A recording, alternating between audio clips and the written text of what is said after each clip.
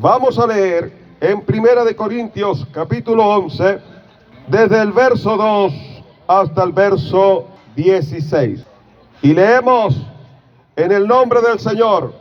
En esta versión dice instrucciones sobre cubrirse la cabeza.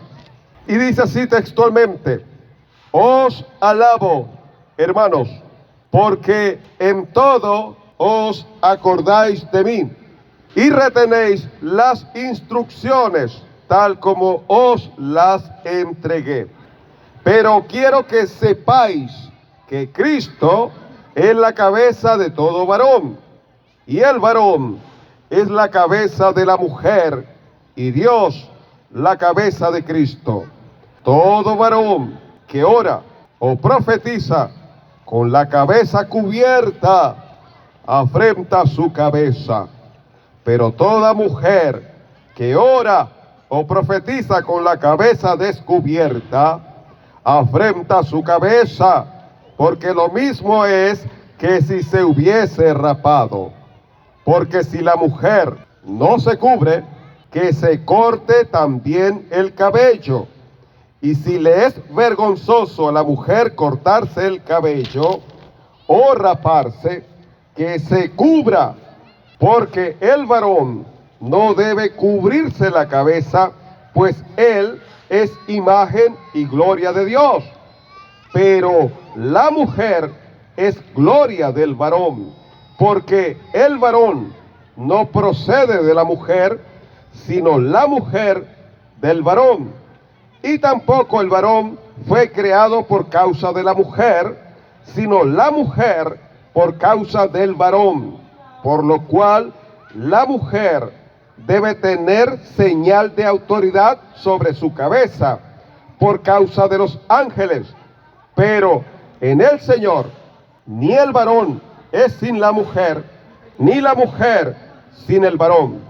Porque así como la mujer procede del varón, también el varón nace de la mujer, pero todo procede de Dios.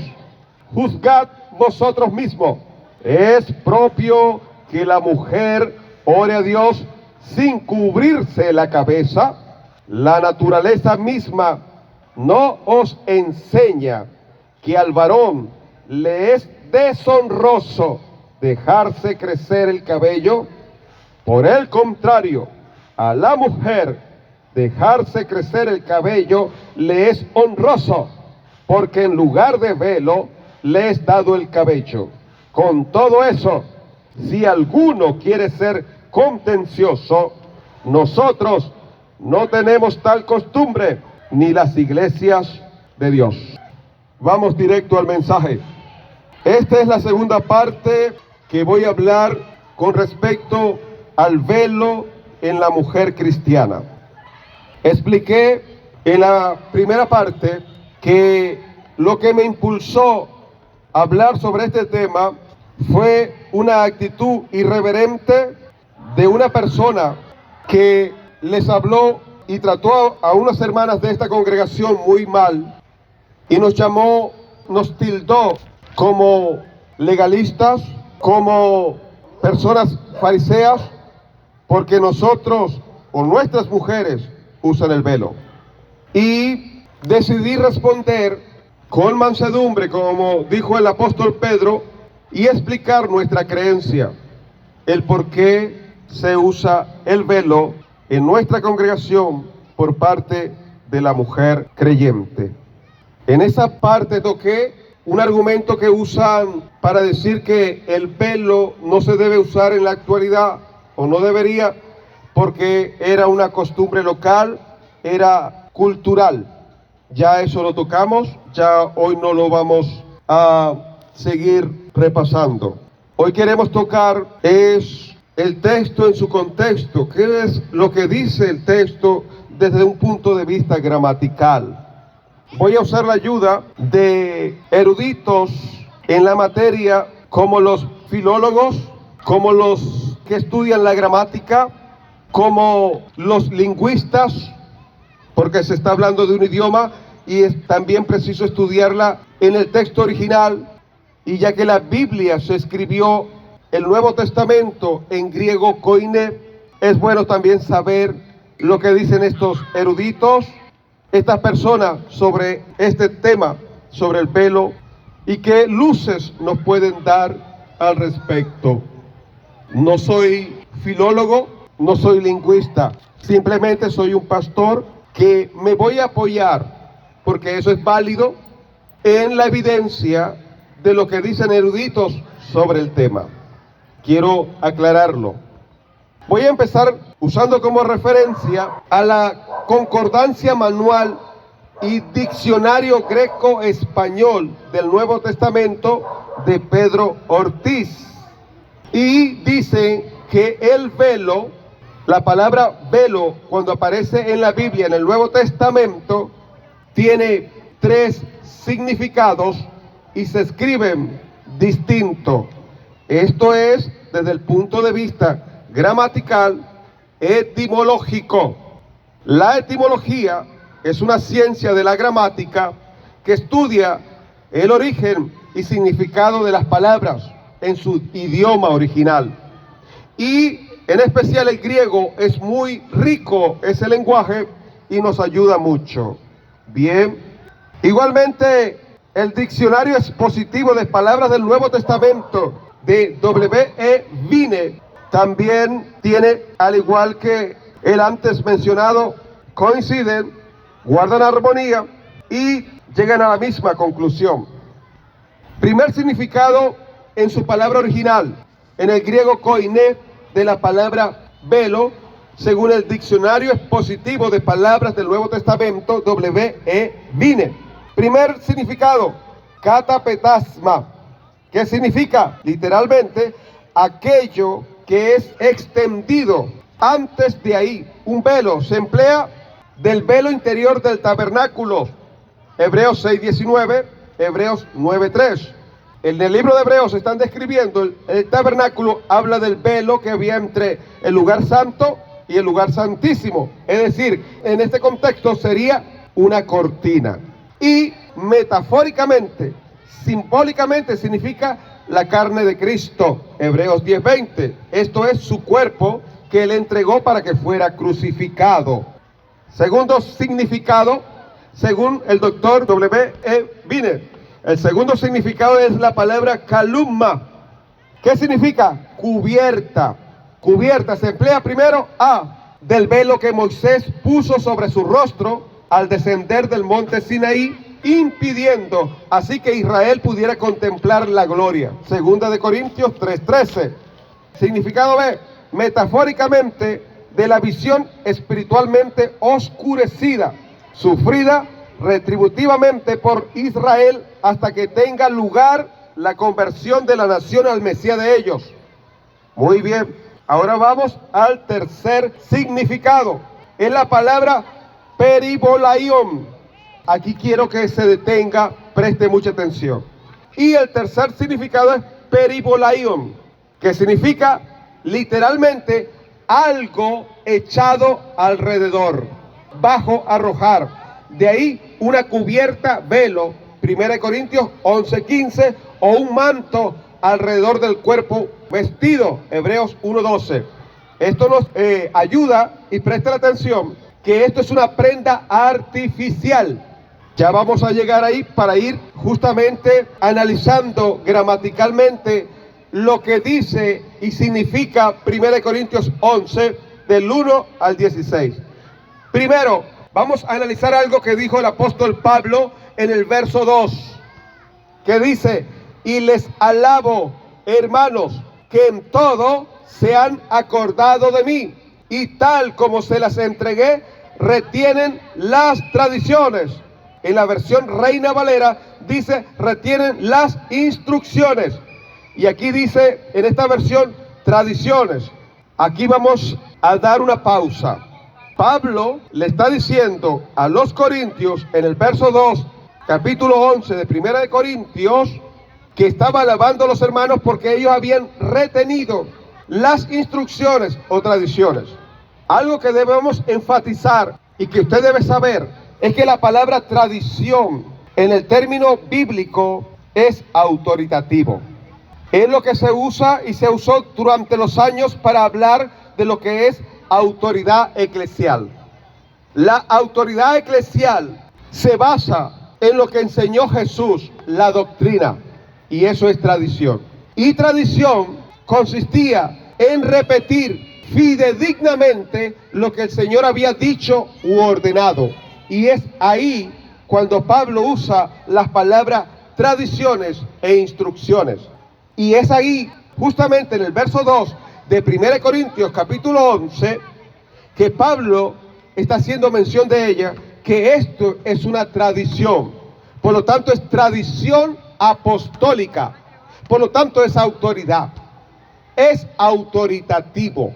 Porque la palabra tradición o instrucciones en ese contexto es lo que los teólogos llaman lo que es autoridad eclesial. Es decir, que eso tiene influencia, y la autoridad eclesial consiste en lo que dice la Biblia y cómo la entendieron los discípulos y la generación que siguió a los discípulos e interpretaron este texto. Es importante esto, le quiero dar énfasis a esto. Eso es tradición, repetir fidedignamente, que no hubiera alteraciones, que se transmitiera y siguiera tanto del maestro al discípulo como de una generación a otra con la mayor fidelidad. Y es lo que llaman en teología autoridad eclesial, en la cual se basa que la Biblia es la palabra inspirada por Dios y es la autoridad final del creyente, y se ve cómo la interpretaron, recibieron la enseñanza los apóstoles y los discípulos de los apóstoles. Por eso que a veces acudimos a los padres apostólicos y los escritos de ellos para ver cómo es que recibieron esa enseñanza. Y justamente padres apostólicos, no solamente Tertuliano, hablaron sobre el tema. ¿Sí me estoy explicando? Voy despacio para profundizar. Entonces Pablo dice que ellos retenían lo que él les había entregado, lo cual expone el grado de entrega que tenían. Ellos se apegaron a su enseñanza y la obedecerían, a no ser que recayeran y ofendieran a su precioso Señor.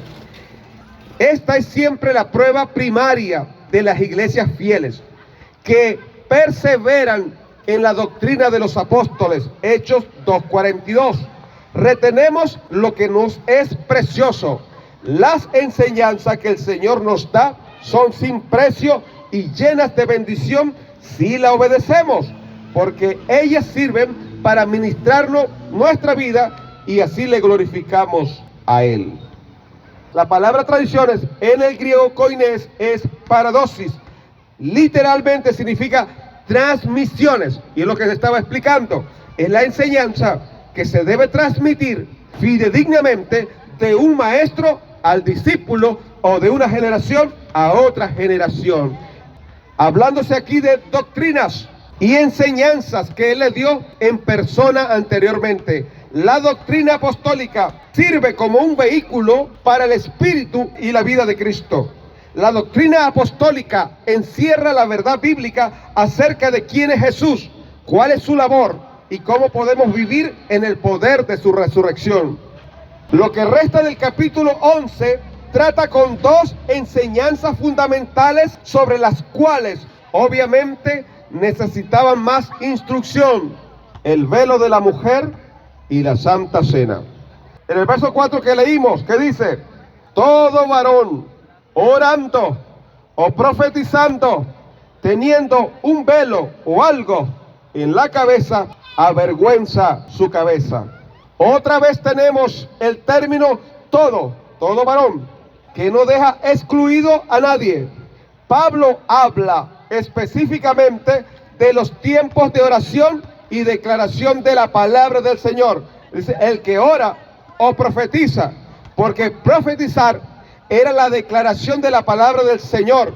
Era la forma en que se predicaba en la iglesia primitiva en los primeros años. No existía la homilia que hoy conocemos, que preparamos un discurso con una introducción, con un desarrollo y una conclusión, sino que la forma de predicar era por el don de profecía. Cuando estaban orando, llegaba el Espíritu Santo, y el que llegaba y el que tenía el don de profecía se levantaba y daba una enseñanza, una predicación. Eso es don de profecía. Eso no es ministerio profético, un ministerio de profeta. El don de profecía era la exposición o declaración de la palabra del Señor, y el que lo tenía, sea el maestro, daba una enseñanza, pero por el don de profecía. Por medio de la obra propiciatoria de Cristo, el hombre puede y debe acercarse a Dios con la cabeza descubierta. El varón puede y debe acercarse a Dios con la cabeza descubierta. Los judíos de esa era adoraban y oraban con un cubierto llamado talib. No sé si lo ha visto, las películas cristianas de aquella época, que el judío se pone un talib, un manto. Y ahora Pablo dice no. Y los apóstoles dijeron no, porque no salió de Pablo. Pablo dijo que lo que él mismo recibió, él enseñó. Los judíos de esa era adoraban y oraban con un cubierto llamado talib sobre sus cabezas. Ahora, con la sangre preciosa de Cristo como nuestro cubierto permanente y todopoderoso, el hombre puede pararse en la presencia del Todopoderoso con la cabeza descubierta. Tertuliano, que vivió en el siglo II, desde el año 153 hasta el año 222, dijo: nosotros oramos con la cabeza descubierta porque no nos sonrojamos. ¿Qué relación existe aquí entre el orden de jefatura y la oración y la profecía? Esto se puede entender solamente en un sentido figurado, siendo que el varón es llamado a revelar la gloria de Dios. Cuando ora y profetiza en el nombre de Cristo, debe hacerlo con la cabeza descubierta, así tipificando la revelación de Cristo. Y si no, manifiesta su propia gloria. Avergüenza a Cristo su cabeza. Cuando dice afrenta su cabeza, es afrenta. ¿Quién es la cabeza del varón? Cristo. Afrenta es a Cristo. Así también la mujer, en el próximo versículo, si ella no se cubre la cabeza al orar y profetizar, tipifica la revelación de nuestra naturaleza carnal y avergüenza su cabeza. El ministerio de Cristo a través de nosotros en la oración y profecía se manifiesta cuando somos obedientes a los arreglos gubernamentales que Él ha establecido. Ellos son los límites ordenados dentro de los cuales debemos funcionar en la iglesia y ante el mundo. En 2 de Corintios 3:13 al 16, Pablo explica que aquellos del antiguo pacto aún tienen corazones velados, así como Moisés se veló para cubrir la gloria de Dios, pero que cuando se conviertan al Señor, el velo se quitará. Por lo tanto, los varones cristianos ya no usan un velo como los judíos del pacto pasado.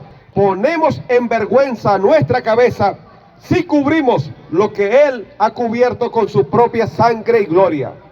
Y busqué en un diccionario llamado Ayuda Gramatical para el estudio del griego de Roberto Hanna. ¿Qué dice esta ayuda gramatical del griego de Roberto Hanna?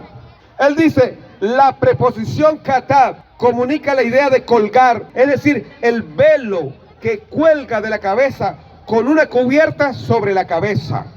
Es decir, una prenda artificial, no natural. Porque existen dos velos: el velo natural, el cabello, y el velo artificial. Y justamente, yendo a la etimología y al idioma original, cuando habla del velo natural, va a ver que lo llama de una palabra, y cuando habla del velo artificial, lo llama de otra palabra en el griego, koine, y eso nos ilumina y nos da una mejor comprensión. En el verso 5 dice: y toda mujer orando o profetizando con su cabeza descubierta, avergüenza su cabeza, porque es la misma cosa con la rapada. Una vez más se usa el término inclusivo, aquí vertido toda mujer. Esta enseñanza abarca a toda mujer, pagana, judía o cristiana, soltera, casada o viuda. Claramente, la deshonra cae sobre el varón como su cabeza, y no solo sobre su propia cabeza. En Números 5:18 vemos que a la mujer sospechada de infidelidad se le quitaba el velo. Esto daba a conocer que se había deshonrado a sí misma y también a su marido. Isaías 47, versos 2 y 3 nos da una descripción profética de la caída de Babilonia. Y allí podemos ver que los pasos hacia la falta de pudor, modestia y vergüenza muchas veces se inician con el abandonamiento del velo. Dice el texto: quítate el velo, recógete las faldas, desnúdate las piernas, pasa a pie los ríos, que se te vea el cuerpo desnudo. Sí, que quede tu sexo al descubierto. Entre los griegos, solamente las prostitutas, tan numerosas en Corinto, andaban sin velo. Las esclavas y las adúlteras tenían la cabeza rapada. El contexto cultural parece indicar que este mandamiento era solo una costumbre social temporal para que las hermanas no fuesen identificadas con las rameras de Corinto. Pero nada más necesitamos recordar los principios básicos que sostienen la práctica del velo y veremos que supera las costumbres sociales de cualquier nación o cultura. Así que la hermana que rehúsa orar o profetizar con el velo puesto rechaza la autoridad del varón, pues rechaza el símbolo de la autoridad. Al hacer eso, deshonra la palabra de Dios y sus designios gubernamentales. Verso 6 dice: porque si la mujer está no velada, no tiene velo, que ella también se trasquile, se rape. Pero si le es vergonzoso a la mujer estar rapada, trasquilada, que ella esté velada, que se ponga el velo. Velada se tradujo del griego katakalupto. Escuche bien. Ahora vamos al término, a la palabra en su idioma original, para que vea la diferencia. Cuando habla del velo natural con una palabra y cuando habla del verbo artificial, y qué dicen los eruditos sobre el tema. Sigo. Velada se tradujo del griego katakalupto, que literalmente significa algo que cuelga y cubre completamente. Si una mujer rehusaba estar velada, también habría de raparse o trasquilarse. Trasquilar, del griego keiro, es la palabra usada cuando se esquilan las ovejas. Hechos 8:32. Significa cortar el cabello muy cortito, siendo que es su gloria y una insignia de su feminidad. Raparse hubiera sido vergonzoso en la mayoría de las culturas a lo largo de la historia. Pero hoy el sentido natural de la distinción de los sexos se ha degenerado y el unisexualismo está de moda. ¿Por qué demandará Dios que si una mujer rehúsa llevar el velo, que entonces se corte todo el cabello? Claramente es porque su gloria debe de cubrirse. Si ella rechaza el velo que sirve para encubrir su gloria, entonces también debe remover la misma gloria, su cabello. La palabra también en este versículo muestra sin lugar a duda que se está hablando de un cubierto que no es el cabello mismo. Esto es una enseñanza, si no me equivoco, de la iglesia menonita. No es mío porque estoy hablando de algo que requiere un análisis gramatical del idioma original y obviamente yo no domino el griego. Me estoy apoyando en lo que dicen eruditos. La palabra también en este versículo muestra sin lugar a duda que se está hablando de un cubierto que no es el cabello mismo. Queda excluida la posibilidad de que el cabello largo le es dado a la mujer para su único cubierto. Si el cabello fuese el único velo y ella rehusase tener cabello, ¿cómo podría ella aún tener cabello para cortarse? Aquellos que toman la posición que el cabello es el único velo, pronto se enredan en algunas absurdidades verbales que dice el diccionario expositivo de palabras del Nuevo Testamento del doctor W.E. Vine sobre la palabra katakalupto. Dice cubrir arriba. En la voz media, cubrirse a sí mismo se usa en 1 Corintios 6:7, cubrirse. Y dice, con la cabeza cubierta es literalmente teniendo algo descendiendo por la cabeza. Es decir, era algo, un elemento artificial. No era simplemente el cabello en el texto original.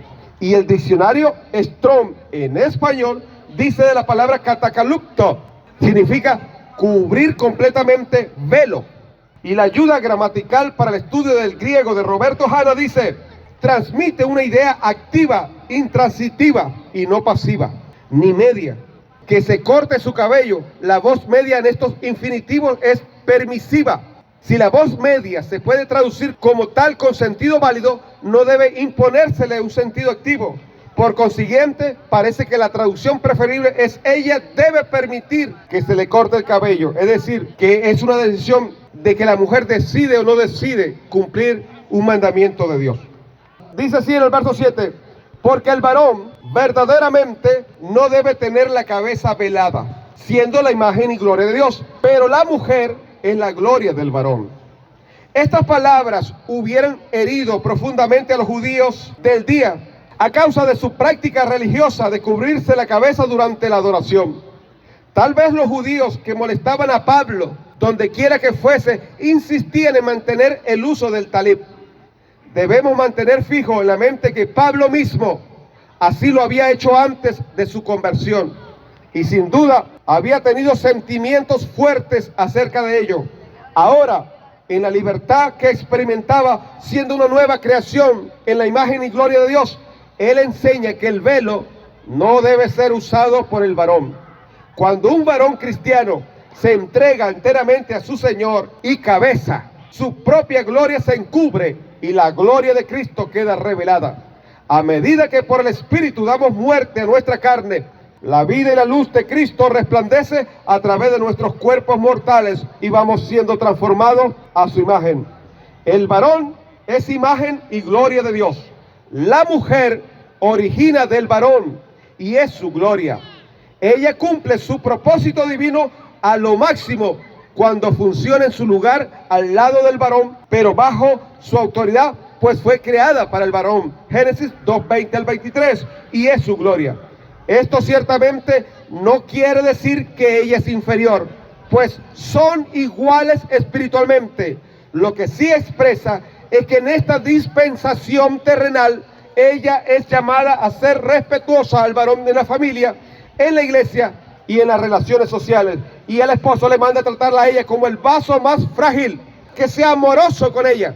Verso 10, dice ahí mismo: por causa de esto, la mujer debe tener una señal de autoridad sobre su cabeza por causa de los ángeles. Aquí en este verso, en el verso 10, voy a resaltar que el velo es una señal de autoridad. Señal. La mujer debe tener puesto un velo porque funciona como una señal, un símbolo o un emblema de la sumisión que ella le muestra a su autoridad varonil y últimamente a Dios. Esta señal debe representar la realidad interna de su relación con Dios y con el varón. Pudiéramos decir que ella tiene el recordatorio constante de lo que su vida debe mostrar. Puesto muy simplemente, el velo sirve para expresar en una manera sencilla y visible el hecho ordenado por Dios, que en esta dispensación la mujer está bajo la jefatura del varón. Génesis 3:16, y él se enseñoreará de ti. Ahora, estoy totalmente de acuerdo con lo que dicen los críticos, que una mujer tenga el velo y respete a su marido. Es para recordarle que debe respetar a su marido.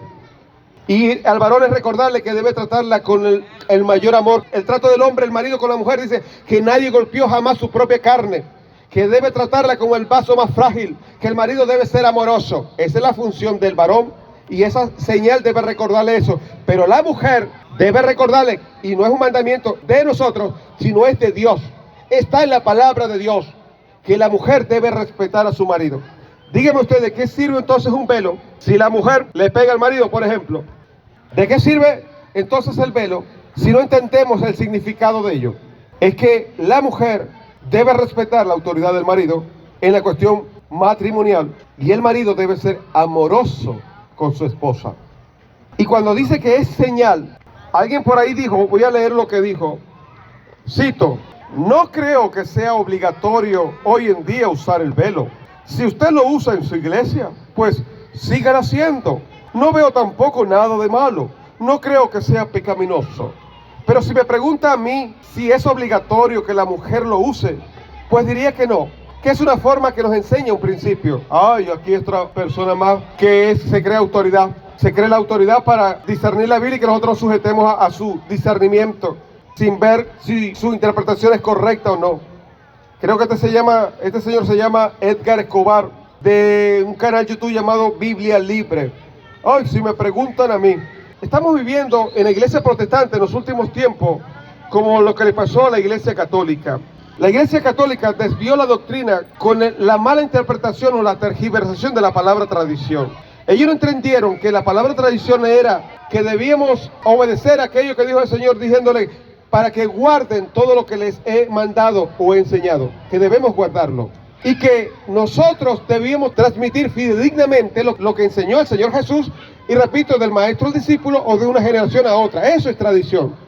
Pero la iglesia católica tergiversó la palabra tradición para entonces, en lo que decía tal erudito, o lo que decía este hombre prominente, o este gran hombre de Dios, pasando los siglos, y consultaban a ellos, y empezaron a cambiar la doctrina. Igual este señor. Ahora, si me preguntan a mí, yo les digo, y esta es mi interpretación, muy modesto. Ay, qué cuánta modestia, Dios mío. A nosotros no nos interesa su interpretación, ni a ustedes les interesa mi interpretación.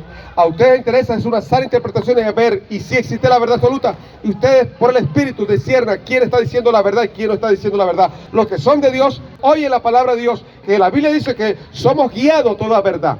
Hombres megalómanos. Megalómano es una expresión que significa con delirios de grandeza. Enfermos, amadores de sí mismos.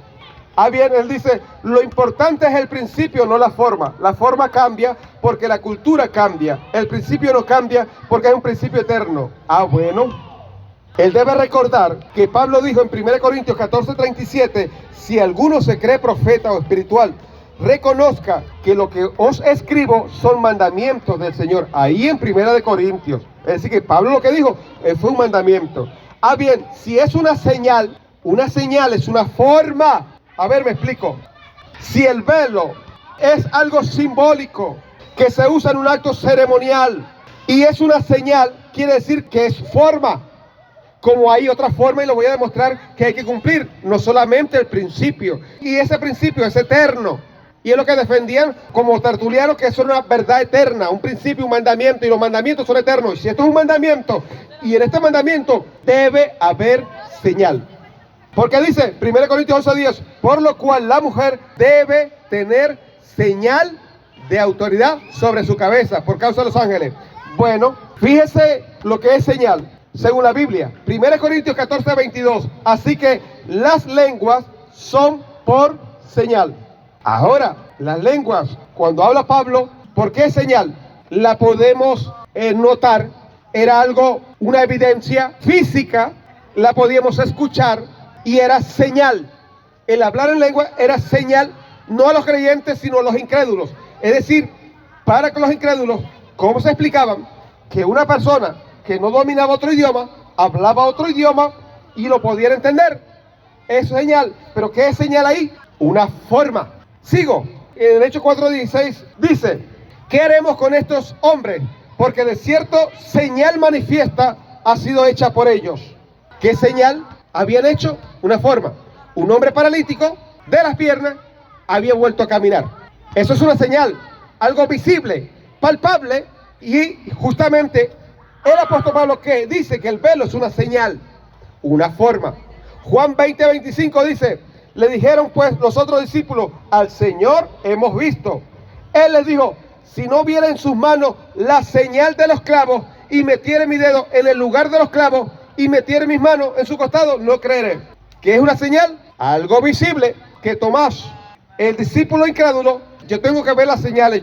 Él fue crucificado, yo tengo que ver las heridas en sus manos, en su costado, en sus pies. ¿Y qué es señal? Visible, forma. ¿Sí me estoy explicando? Romanos 4:11, hablando de Abraham, y recibió la circuncisión como señal, como sello de la justicia de la fe, que tú estando aún incircunciso, ¿Qué era la circuncisión? Una señal. ¿Simplemente era un principio o había también una forma? Había un principio eterno, pero también había una forma. Y la circuncisión era una señal.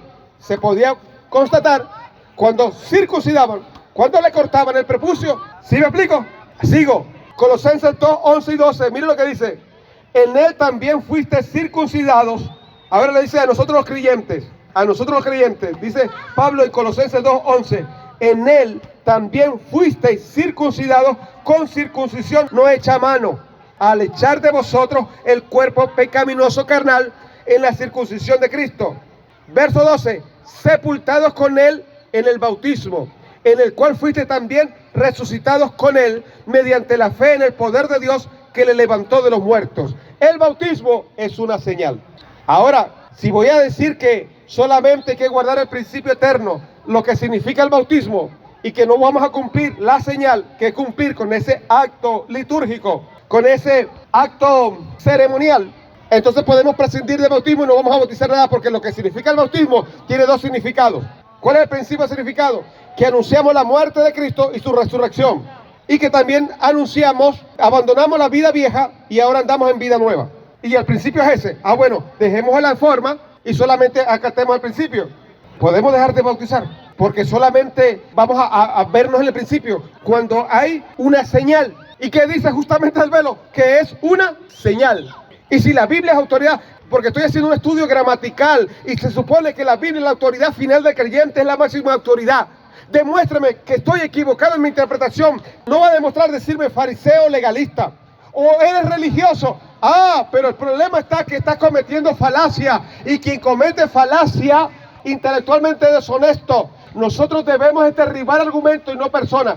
Con decirme, tú eres legalista, tú eres fariseo, tú eres religioso, está bien, pero me estás ofendiendo. Dime, ¿cómo refutas tú lo que estoy argumentando? El cristiano no debe atacar a la persona. El cristiano debe derribar argumentos. Si mi interpretación es incorrecta, pues argumenta. Pero este es honesto y no es de espíritu cristiano decirle, tú eres legalista, tú eres religioso, tú eres fanático. Eso es de gente deshonesta y gente perversa. Eso demuestra lo alejado que están de la vocación cristiana. ¿Sí me explico? Ahora, si es una señal, es forma. Sigue diciendo en el verso 13, juzguen dentro de sí mismo. Ahora nos pone a que nosotros decidamos, que nosotros juzguemos sobre este hecho. ¿Es propio que una mujer ore a Dios descubierta? Eso lo dice la Biblia. La idea es que ahí demuestra usted si ama a Dios o no ama a Dios. Porque la Biblia dice que el que ama a Dios, hay una sola forma de medir cuando alguien ama a Dios. Todo el mundo dice ama a Dios, pero es como cuando alguien tiene un vehículo y tiene el reloj que mide, por ejemplo, el combustible, cuando está lleno, cuando está medio y cuando está vacío. Te sirve para medirlo. También hay una forma de medir cuando alguien ama a Dios. ¿Cómo es? La Biblia dice que el que me ama guarda mis mandamientos. Y Pablo dice que el que se crea profeta espiritual sepa que lo que hablo son mandamientos del Señor. Y si esto es un mandamiento del Señor, dígame usted, yo lo estoy obedeciendo. ¿Cómo me puede usted llamar a mí malo? ¿Cómo me puede llamar que yo estoy incorrecto cuando mi interpretación es correcta? Busque la manera de demostrarme que mi interpretación es incorrecta. Pero vamos a lo que dice el texto, vamos a lo que dicen los eruditos y vamos a los padres apostólicos y todos me respaldan. ¿Cómo se nos puede llamar entonces con términos tan irrespetuosos y con adjetivos peyorativos? Bien, Pablo desafía a los creyentes a que reflejen profundamente sobre las verdades y su aplicación que él acababa de compartir con ellos, basándose en los principios importantes que había establecido. ¿Pudiera posiblemente ser propio que una mujer orara a Dios con la cabeza descubierta? Él conocía la única respuesta que pudieran dar, según su enseñanza, la cual tenía en completa autoridad apostólica y fue inspirada por el Espíritu Santo. De nosotros también constantemente se demanda el hacer juicios y decisiones del impacto espiritual en nuestras propias vidas y en la vida de otros. Esos juicios y decisiones se hacen a base de nuestro discernimiento espiritual de la palabra de Dios y de su voluntad. Tal responsabilidad nos motiva a buscarle a Él y a escudriñar su palabra y nos conmueve a la madurez. En la ayuda gramatical para el estudio del griego de Roberto Hanna dice, sobre el verso 13, se usa como un pronombre reflexivo. Cuando dice, y juzguen dentro de sí mismo, Se usa aquí con un sentido casi judicial y significa según su juicio. Y dice en el verso 14, ¿o no les enseña aún la naturaleza misma que si un varón tiene cabello largo, esto le es una deshonra? Aquí quiero hacer una pausa. Aquí Pablo se apoya en la naturaleza misma. La misma naturaleza, porque hace que la mujer siempre lleve el cabello largo y el varón lleve el cabello corto. Pero la naturaleza misma para todos nos enseña que el hombre le es deshonroso dejarse crecer el cabello. Y yo he visto a varones que usan el cabello largo, llamados cristianos, que usan el término, ¿tú eres religioso? Dígame, ¿cómo refuta eso a esta palabra? La idea es que ellos no ataquen a la persona, es la obediencia, es el fruto. Y si esto está claro en la Biblia, si no hay cuestionamiento, demuestre usted, argumente usted, porque si la Biblia me dice que al hombre le es deshonroso dejarse crecer el cabello, anda con el cabello largo. ¡Ay, tú eres religioso! Consuélate con usar ese argumento, un argumento no ético, un argumento no de ética cristiana, un argumento que no refuta nada y encima crea otra falacia. La otra falacia es la falacia de envenenar el pozo. ¿Cuál es la falacia de envenenar el pozo? Que yo empiezo a hablar mal de alguien para que todo el mundo lo vea mal y después todo el mundo lo aborrece solamente porque yo hablé mal de esa persona. Cuando hablaron mal de Jesús le dijeron, tú por el príncipe de los demonios echas afuera, por Belcebú echas afuera a los demonios. Estaban dañándole la imagen con la mentira y hablando mal de él, pero no hablaban y no refutaban lo que el Señor Jesús decía. ¿Sí me explico? Y cuando dicen, tú eres religioso y fanático y eres legalista, eso ni responde esto. Ahí es cuando digo, gozaos y alegraos cuando hablen toda clase de mal contra vosotros mintiendo, porque eso así no se responde y eso no es de espíritu cristiano. Pero como no tienen la verdad y como no tienen argumento, se tienen que usar esas artimañas deshonestas, cosas deshonestas para poder argumentar. ¿Sí me explico? El varón debe usar el cabello corto porque está afrentando su cabeza, que es Cristo Jesús. Y dice el verso 14, repito, ¿o no les enseña aún la naturaleza misma que si un varón tiene cabello largo, esto le es una deshonra? La palabra naturaleza es en griego pusis. Aquí implica instinto o un sentido nativo de lo que es correcto. Lo podemos encontrar en Romanos 2:14. Hace mención de esto cuando habla de los que hacen por naturaleza lo que es de la ley. Obedecen la ley, lo que es por naturaleza lo hacen. Y Romanos 1:26 dice, se refiere al mismo concepto cuando condena a los que cambiaron el uso natural por el que es contra naturaleza. Es decir, eso va contra la naturaleza misma. La palabra deshonra es la palabra en griego atimia. Quiere decir precisamente eso, una infamia, una desgracia que hace contraste a la gloria, dignidad y honor mencionado en el versículo 15. Claramente, desde la perspectiva de Dios, el cabello largo le es deshonroso al varón. La distinción externa entre los sexos es un mandato bíblico y lo largo del cabello debe ser una evidencia primaria de ello. Ahora voy a hablar del verso 15. Este es el verso que usan para decir que no pueden usar velo, porque aquí Pablo está diciendo que en vez del velo debe usar el cabello largo. Pero si una mujer tiene cabello largo, esto le es gloria, pues el cabello largo en lugar de un cubierto le es dado. El cabello largo de la mujer es una de sus glorias principales, una expresión tan bella de su feminidad. Daniel Kaufman lo dijo aptamente: el cabello largo es la señal de la relación natural que existe entre hombres y mujeres. El velo es la señal de la relación espiritual que debe existir entre ellos como hombres y mujeres en el Señor. Mucha confusión ha originado de este verso, pues algunos concluyen que el cabello largo es dado en vez del velo, pero esta confusión se acaba cuando consideramos el texto original. Vamos al texto original. ¿Qué dice? La palabra griega usada aquí para cubierto es peribolaion. Repito, es la palabra griega usada aquí para cubierto es peribolaion, que literalmente significa algo envuelto o echado alrededor de. Hebreo 1:12. Es el único otro verso que usa la palabra como un vestido los envolverá, peribolaion. Esta es una palabra completamente diferente a catacalupto, que ya lo mencionamos anteriormente, que es el velo mencionado en los versículos 5, 6 y 7 y 13. Recuerde su significado, algo que cuelga y cubre completamente. Así que, ¿qué significado tiene este verso aparentemente incomprensible? Dios nos dice que la gloria de la mujer, su cabello largo, le es dado para servir como un cubierto natural que ha de ser envuelto. ¿Lo escuchó? Lo voy a repetir. Que la gloria de la mujer, su cabello largo, le es dado para servir como un cubierto natural que ha de ser envuelto. El fundamento de esta declaración es un principio profundo. La gloria de la mujer se debe cubrir para simbolizar el encubrimiento de su propio ego, que permite la manifestación de Cristo en ella. Este encubrimiento de la gloria femenina es una señal que refleja actamente un principio fundamental de la vida cristiana. El comentario bíblico Mundo Hispano dice sobre este verso: las últimas partes del texto, aunque fielmente traducida del original por la Reina Valera, se presta a una posible confusión en su lectura. Como está escrita, la traducción pareciera que Pablo está diciendo que no le hace falta el velo, porque la mujer tiene amplio cabello.